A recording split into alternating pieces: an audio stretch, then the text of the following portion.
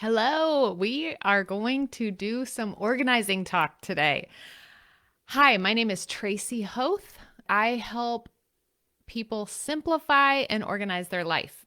I do that through a combination of mindset and practical organizing steps.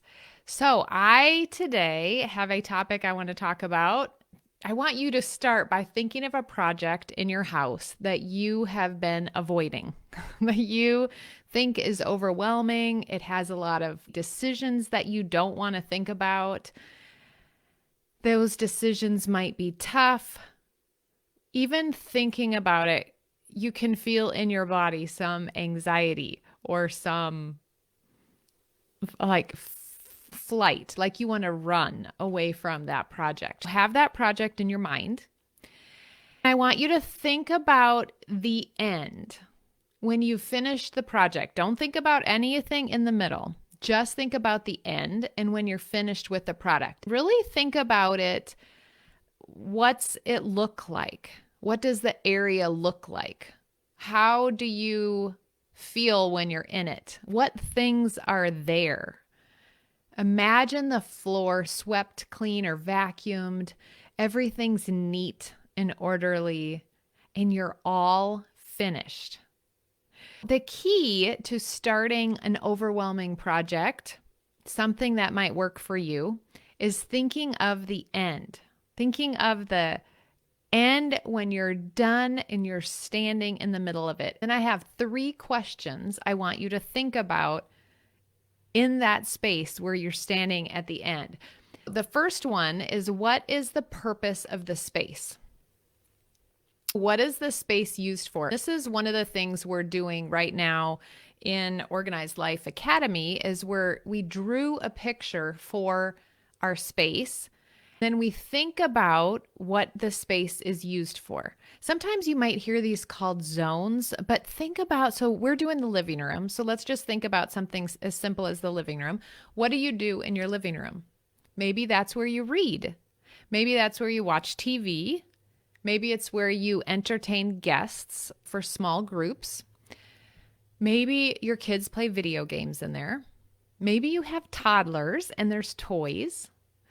Maybe you just sit and watch the fire or have fires in the living room. Write down the things that you do in that space and then imagine them in zones. You have a reading chair next to the bookshelf.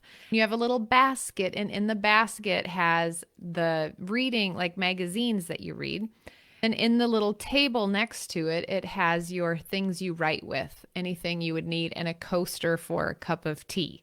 You can see that in your space, and then you think, okay, organizing video game stuff is right by the TV, and you kind of map out what you're going to do. I would suggest drawing it out on a piece of paper and really seeing it, and imagine yourself standing there. What's the purpose of the space?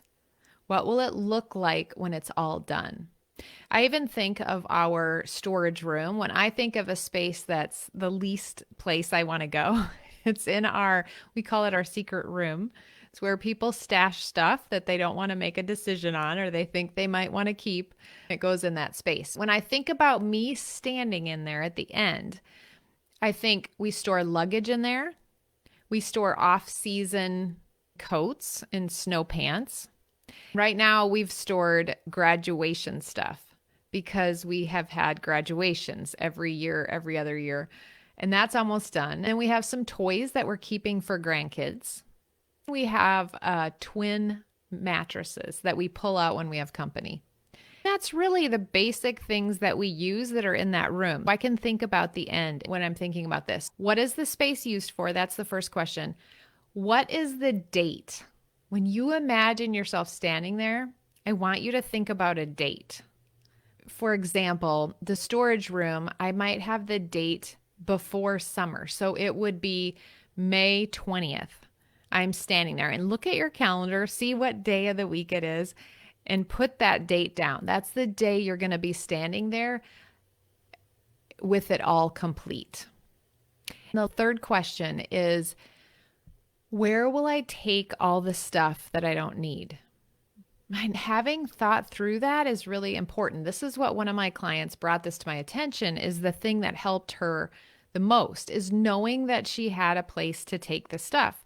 Research now. Maybe it's expensive stuff and you want to talk to an auctioneer. If it was your closet, it'd be workwear that you're not wearing and you want to give it to somebody that's meaningful. If you have that planned out in advance, it's going to help you knowing that you already have that complete as you make decisions on things, because you can be thinking about those people that you're going to bring it to.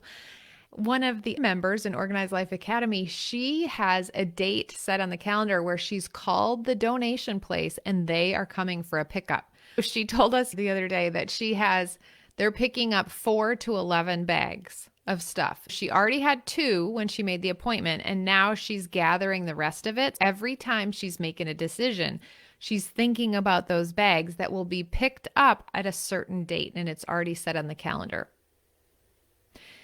Now that you have the end planned, we can go back and we can, in another video, I'll talk about that, but go back to the steps. What's the first thing you do? And follow the 5 steps to organizing, which I'll link below the video. Think about it again. You're in your space. Start at the end of the project. What do you do? What is the purpose of that room? Remember, draw a picture. Draw what you want it to look like. That would be fun to know the end result and picture it in your mind. What is the date? What's the drop off? So do date drop off. What are you doing there? What's the date that you're going to have it complete? Where will you drop it off? Or will you have a pickup scheduled? I hope that's helpful. Think of this project in your home, visualize it in your mind, and then ask those 3 questions. Until next time, happy organizing.